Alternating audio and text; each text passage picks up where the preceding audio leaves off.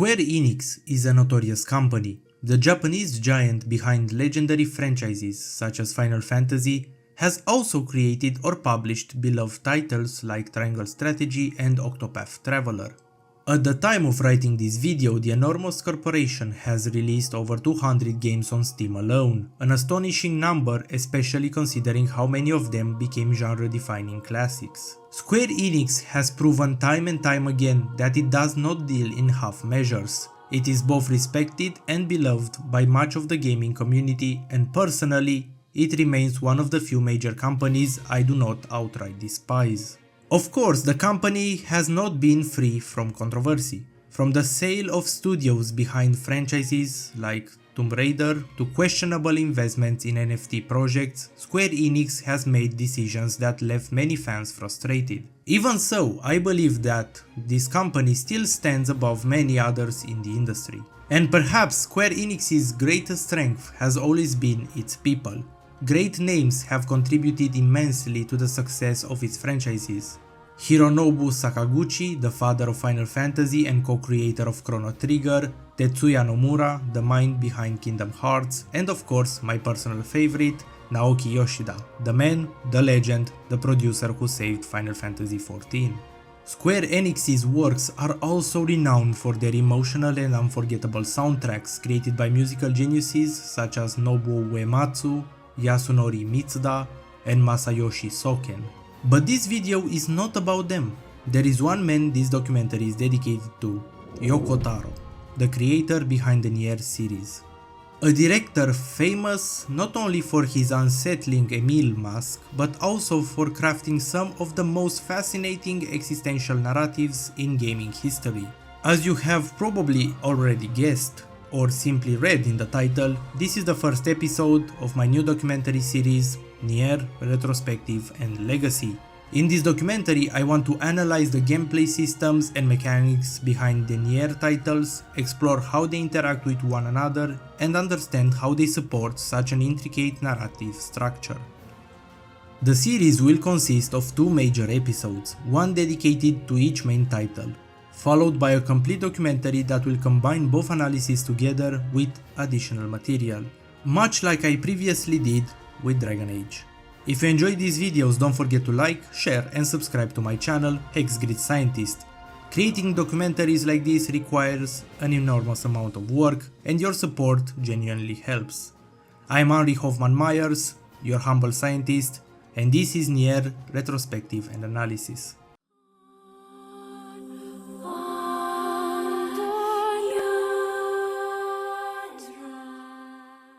What does it mean to be human? What separates consciousness from imitation? And why do stories about machines often tell us more about humanity than humans themselves? These are the existential questions NieR asked players from the very beginning. But the game itself is not truly the beginning. The series is actually a spin-off of a much larger and considerably stranger franchise known as Drakengard.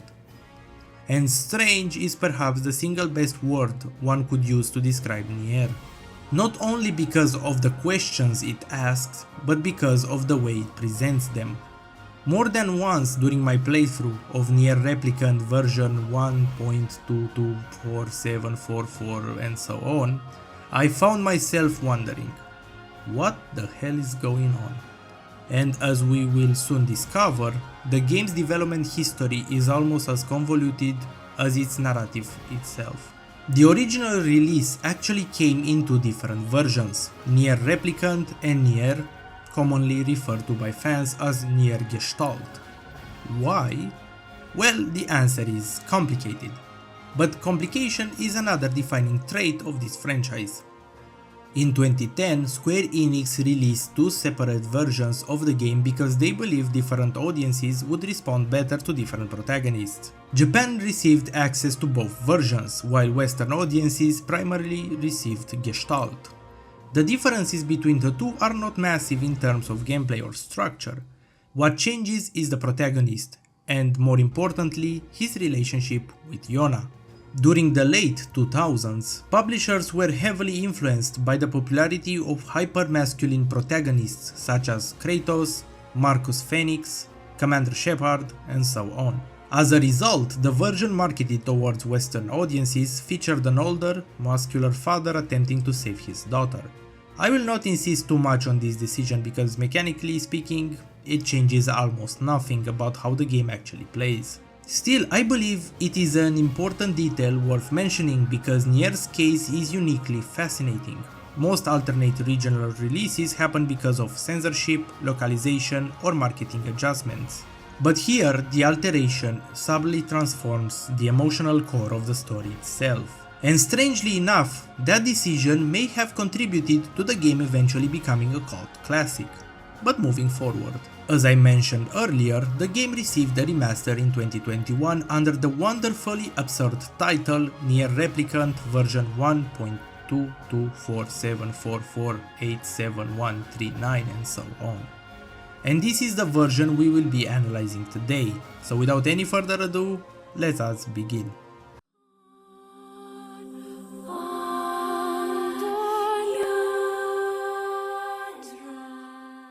NieR Replicant is an action RPG built around real-time combat. Mechanically speaking, its structure is relatively straightforward. When the hitbox of your weapon connects with the hitbox of an enemy, damage is dealt. Nothing particularly revolutionary. During the first act of the story, the player only has access to one-handed weapons, fast, agile, but relatively weak in terms of raw damage output. As the game progresses, two additional weapon categories become available: two-handed swords and spears. Each category fulfills a different combat role and the player is free to switch between weapons dynamically during encounters, a tool for every situation. Personally, I found one-handed swords excellent for mowing down groups of smaller enemies, while two-handed weapons excel at tearing apart armored foes and bosses. The heavy weapons feel especially satisfying to use because they possess a genuine sense of weight. Attacks are slower, more deliberate, and you can actually see the protagonist struggling to wield them efficiently, an aspect that immediately reminded me of Dark Souls. The game achieves this sensation through animation weighting. Two-handed weapons feature slower anticipation frames, larger follow-through animations, and delayed acceleration, which creates the illusion of physical effort and momentum. The protagonist does not swing these weapons effortlessly, he commits to the movement, and that commitment creates impact. As for the spears, I barely used them. They were actually absent from the original release and appear to have been added primarily to enhance mobility and crowd control. While I personally found them somewhat redundant, the additional variety is still welcome. Combat itself revolves around combo chaining, light attacks, heavy attacks, aerial launches, and magical interruptions. And while the animations are undeniably stylish, they never fully cross into the exaggerated absurdity modern anime combat often embraces. They remain somewhat grounded enough to preserve the melancholic realism of the world. Defensively, the player can both dodge and parry attacks. Interestingly, the game provides no obvious indicator for perfect parries, forcing the player to carefully study enemy movements and timings. Dodging is directional, and evasive maneuvers performed toward an enemy activates an effect somewhat similar to Blink from Stellar Blade, repositioning the player right behind the target. The entire system feels fluid and visually coherent. That said, I do have some criticism. Enemies, particularly the shades, often lack visual clarity. Their semi-transparent appearances become problematic during chaotic encounters involving large groups, making precision parries unnecessarily difficult. As a result, the combat system naturally funnels the player towards stagger-locking enemies before they can properly retaliate. Maintaining permanent aggression quickly becomes the safest strategy, and this is not accidental. Stagger and hit stun are actually central systems in NieR's combat design. Enemies frequently enter knockback states, stagger states, armor break states after specific attack combinations. As a result, the game subtly encourages aggressive playstyle centered around maintaining offensive pressure. Ironically, aggression becomes the safest form of defense. And truthfully, there is not a tremendous amount to say about the melee combat itself. Action combat in RPGs is a thoroughly explored formula by now. As long as responsiveness and animation flow are handled correctly, the system generally succeeds. And this is where NieR Replicant stumbles and often falls. Animation cancelling is arguably one of the most important aspects of modern action combat, and NieR Replicant never fully masters it. The problem is that NieR Replicant does not handle animation transitions particularly well. Attacks often feel rigid, dodges can interrupt the flow in a way that feels more abrupt than responsive, and magic does not always integrate naturally into melee combat. Rather than creating the sensation of a flexible combat system, the transitions between states often expose how limited the underlying mechanics actually are. From a technical perspective, the combat is built around a fairly standard action game state machine. Attack states, dodge states, recovery states, and stagger states. All connected throughout animation blending and limited cancel windows. But these states do not connect with the elegance or precision expected from stronger action titles. The result is not fluid combat, but combat that is merely functional. It works well enough to carry the player through the experience, but it often feels stiff, clunky, and only partially modernized. Many actions carry lengthy commitments, cancel opportunities are inconsistent, and the player often has less control over animations than in stronger action titles. While the transitions themselves are somewhat smooth, they can sometimes mask a lack of precision rather than enhance it. The combat rarely reaches the level of responsiveness expected from dedicated character action games, leaving encounters feeling functional rather than particularly satisfying. In the end, Replicant's animation system succeeds at making combat look fluid, but not always at making it feel empowering. And more often than not, it can lead to a frustrating moment being hit by an attack you technically parried or should have dodged correctly. It is competent enough to support the game's narrative journey, yet it remains one of the areas where the title shows its age most clearly. However, the true strength of the system is not the melee combat itself. It is the way melee interacts with magic. Without spoiling too much, the protagonist gains access to a magical tome capable of channeling numerous abilities. My personal favorite was Dark Execution. Whether you prefer impaling enemies with spikes, crushing them with a spectral fist, or absorbing incoming projectiles, the game offers a spell for nearly every combat scenario. And more importantly, the magic is visually distinctive. And mechanically speaking, magic almost behaves like a combat middleware system. Melee attacks establish pressure, while magic modifies the battlefield itself. The result is a hybrid structure somewhere between an action RPG and a bullet hell game. And honestly, this fusion is what makes NieR feel mechanically distinct from most other RPGs of its era. This is where the artistic direction of NieR becomes particularly fascinating. The game employs a heavy desaturated visual palette. Faded colors, grey environments, pale character designs, dark or monochromatic armor sets. The world feels bleak, exhausted, almost emotionally drained. Its aesthetic strongly reminded me of the painting technique known as grisaille. Grisaille is an artistic method where paintings are executed primarily in shades of grey or neutral monochromatic tones. And honestly, that is visual storytelling. The muted palette establishes an atmosphere of emotional decay while simultaneously making the blood-red magical effects violently stand out against the environment. The result is a combat system that is not only mechanically functional, but visually expressive. Magic itself functions almost like a Swiss Army knife. Every spell serves a specific purpose. Crowd control, defense, range pressure, staggered utility, and so on. Impaling waves of enemies with spikes? Excellent crowd management. Absorbing projectiles and redirecting them? Effective defense against range assaults. I often say that good game design is fundamentally about giving players tools to solve problems. And NieR Replicant embraces this philosophy in an extremely straightforward manner. Unfortunately, combat does become repetitive over time. Enemy waves are frequent, many opponents possess inflated health pools, and certain encounters devolve into prolonged attrition battles, particularly against armored enemies. The boss fights are generally memorable, but their mechanics also recycle ideas rather heavily. One recurring example is the omnipresent shockwave attack requiring the player to jump in order to avoid damage. Similarly, enemies frequently utilize red projectile patterns. Bright red projectiles are destroyed using magic, darker red projectiles require melee attacks. At times, the sheer density of these attacks can become visually overwhelming. Still, the system rarely crosses the line into outright frustration. This visual chaos is not entirely accidental either. NieR borrows heavily from bullet hell shooters.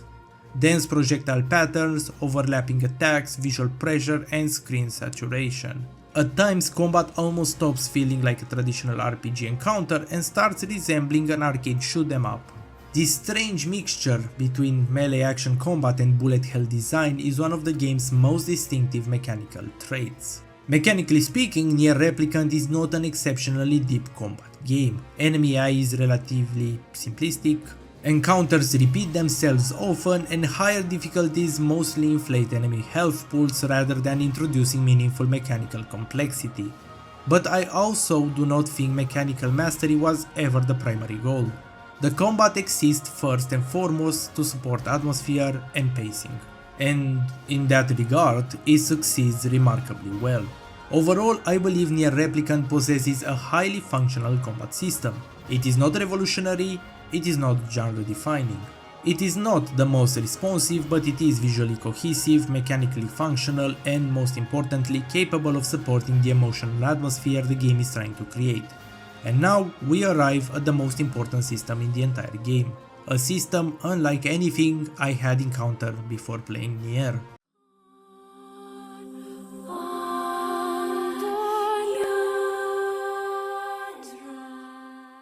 I will be direct.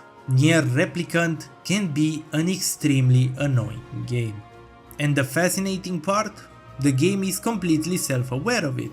Now, self-awareness does not magically excuse frustration, nor does joking about a problem suddenly make it disappear. But in NieR's case, I genuinely believe this design philosophy is intentional. Knowing Yoko Taro, there is a very little room for doubt. Yoko Taro is well known for designing gameplay systems around emotional manipulation. Not manipulation in a malicious sense, but rather in a theatrical one. The mechanics themselves attempt to mirror the emotions the player experiences while interacting with the game. And obviously there is a degree of assumption involved in this approach. The game is constantly trying to guess how you feel while playing it. And surprisingly, it succeeds. For example, one thing that immediately caught my attention was the inability to swim. Now, I do not know what exactly is happening lately, but it genuinely feels like the gaming industry has once again declared war on swimming mechanics, almost like in the early days of 3D gaming. Back then, swimming was often avoided because of hardware limitations and technical complexity. Nowadays, however, it usually feels more like a question of resource allocation, and to a certain degree I can understand it.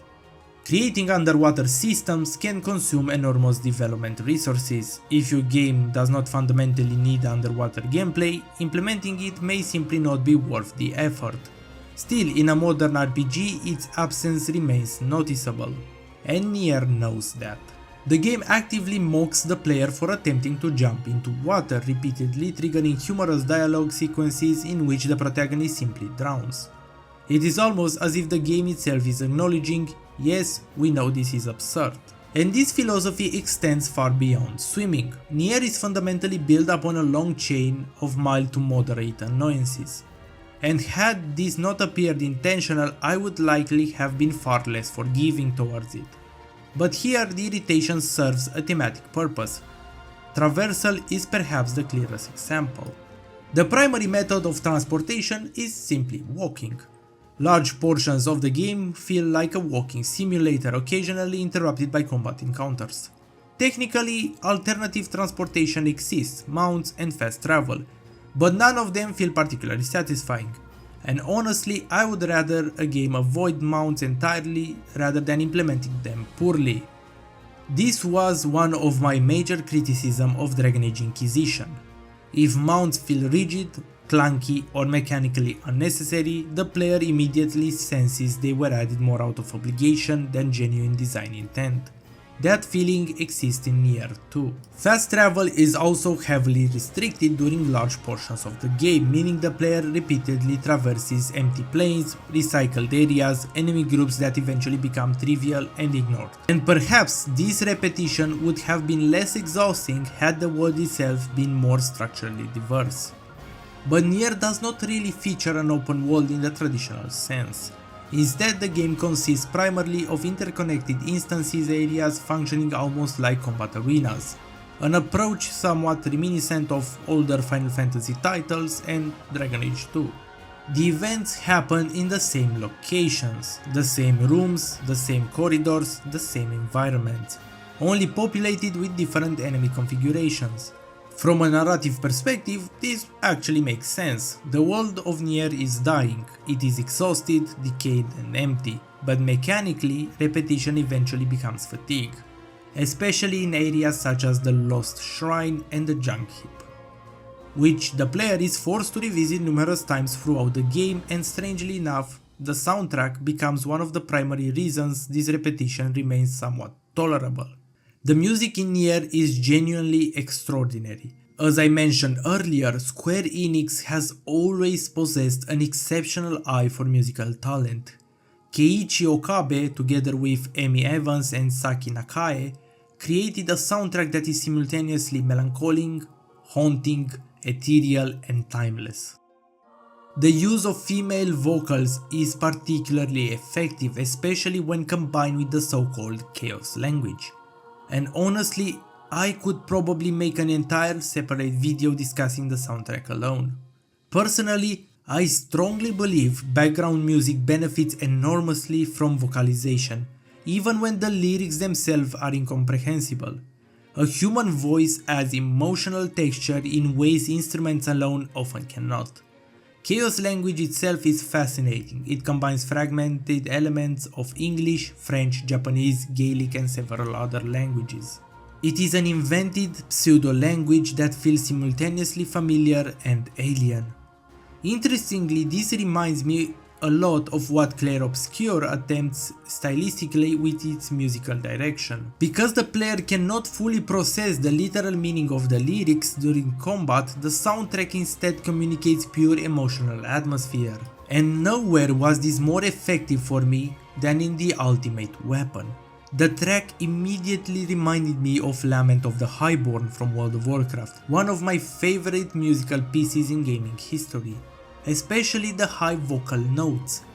The resemblance is uncanny. The track creates the exact same sensation of ancient sorrow, faded grandeur, civilizations lingering long after their death. Absolutely masterful composition. That said, even extraordinary music begins losing impact when repeated excessively, and while NieR generally avoids overusing its soundtrack, repetition still becomes noticeable in areas such as the Junk Heap. The game's philosophy of intentional irritation also exceeds into the side quests. One of the earliest side quests tasks the player with transporting a fragile object across dangerous terrain. The catch? You cannot dodge, roll, take damage without instantly breaking the package and restarting the entire process.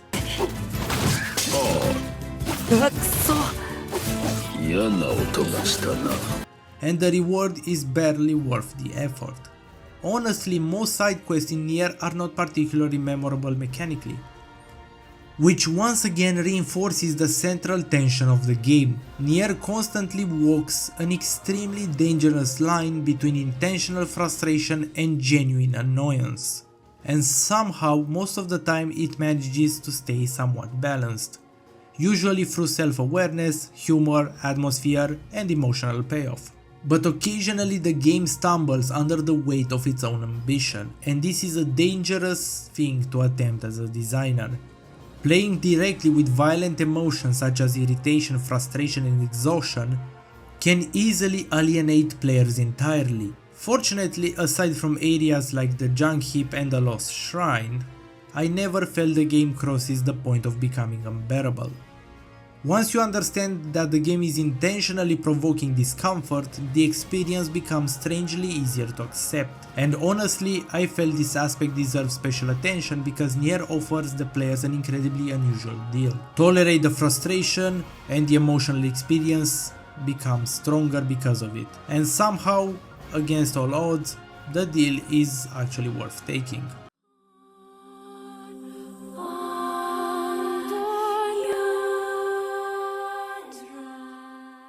I will keep this section relatively brief because discussing it in detail would inevitably lead into spoiler territory. But I genuinely believe one of the most fascinating systems in NieR Replicant is the way it handles endings, and more specifically the way it transforms endings into a gameplay system. Most narrative-heavy games implement endings through flag system, point systems, or hybrid structures combining both. A flag system is relatively straightforward. A flag is simply a variable storing a specific state. True or false, completed or not completed, alive or dead, triggered or untriggered. Games such as Dragon Age Inquisition, Mass Effect 2, Dark Souls rely heavily on these systems. In fact, Dragon Age even externalizes its flag structure through Dragon Age Keep website, allowing players to manually configure world states. Point systems function differently. Instead of checking whether a specific event happened, they evaluate accumulated behavioral tendencies. Games such as Red Dead Redemption 2, Dishonored, The Suffering track morality, violence, emotional tendencies, or player behavior through hidden numerical values. And then there are hybrid systems, probably the most famous example being The Witcher 3 Wild Hunt.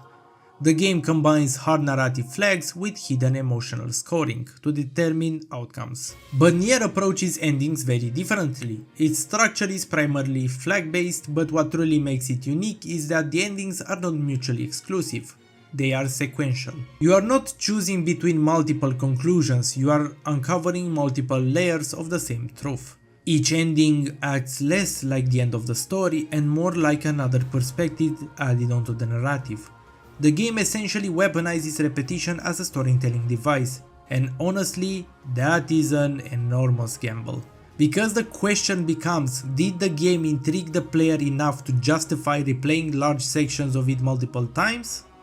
Or alternatively, did the game annoy the player so much that they abandoned the experience before reaching the true narrative payoff? And considering how repetitive NieR can sometimes become, that is a dangerously thin line to walk.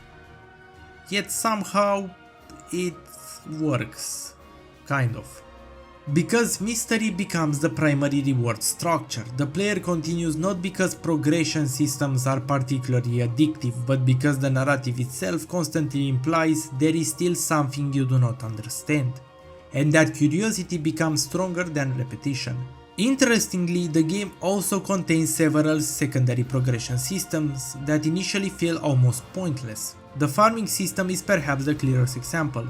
At first glance, it appears incredibly simplistic. Plant seeds, water crops, supply fertilizer, harvest materials, and then sell the produce.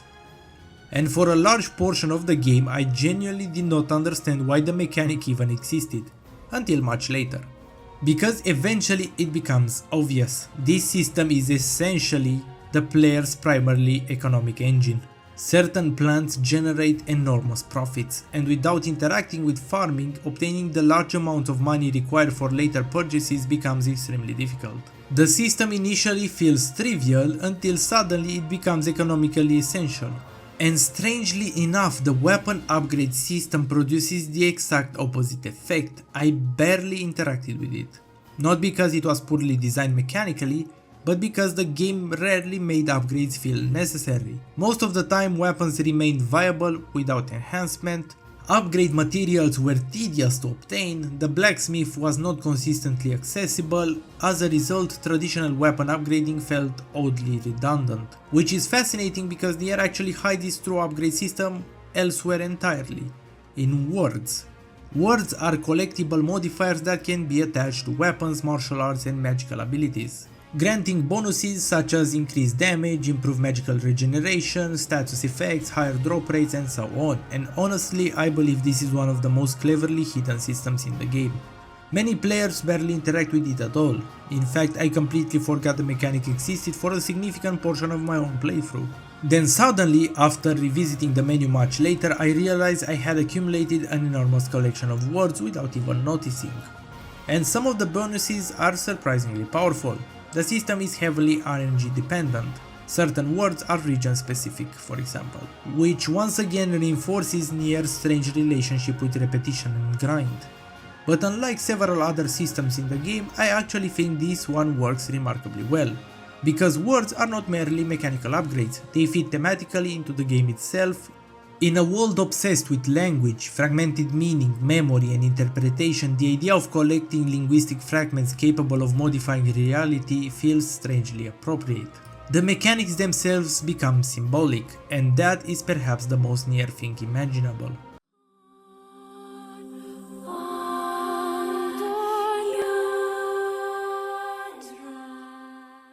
After spending dozens of hours wandering through ruined villages, recycled corridors, empty plains, repetitive quests and endlessly recurring enemy encounters, I eventually arrived at a rather uncomfortable realization. NieR Replicant is not truly interested in entertaining the player in the traditional sense. Or at the very least, entertainment is not its highest priority. And I know that may sound absurd for a video game, but the more I played, the more it became clear that NieR is attempting something fundamentally different. Most games try to maximize pleasure, empowerment, progression and convenience. NieR often does the opposite.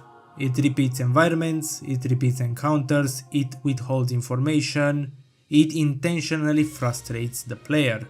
And somehow, against all reasonable expectations, that exhaustion becomes meaningful, because the world of NieR itself is exhausted. This is a civilization living long after its emotional death, a world trapped inside cycles of suffering. And the player is not merely observing those themes, the player is experiencing them mechanically, and that is the genius of Yoko Taro. The mechanics themselves become narrative devices, and repetition is not simply padding, it becomes existential fatigue. The soundtrack is not merely background music, but it is a core memory. Even systems like words, simple gameplay modifiers on paper become symbolic extensions of the game's obsession with language, interpretation and fragmented meaning. And this is why NieR remains so difficult to discuss critically, because many of its greatest strengths are almost indistinguishable from its flaws. A lesser game repeating content this aggressively would simply become tedious. A lesser game hiding its true narrative behind multiple playthroughs would feel manipulative. A lesser game weaponizing frustration would collapse under the weight of its own ambition. But NieR somehow survives this contradiction, because beneath all the repetition, awkwardness and exhaustion lies something deeply sincere. And that is a rare concept, especially in modern gaming. There is an emotional honesty to NieR that feels almost uncomfortable at times. The game is melancholic, not performatively, not aesthetically, genuinely melancholic. It mourns humanity, memory, and the impossibility of truly understanding one another. And perhaps that is why the series continues to resonate so strongly with people even years later. Not because it is mechanically perfect, far from it, not because it revolutionized action combat, and not because every system works flawlessly, but because it dares to prioritize emotional truth over player comfort. And honestly, I think that is far more valuable. NieR Replicant is frustrating, repetitive, and quite messy, but it is also haunting, intelligent, emotionally fearless, and profoundly human. And maybe that contradiction is precisely the point.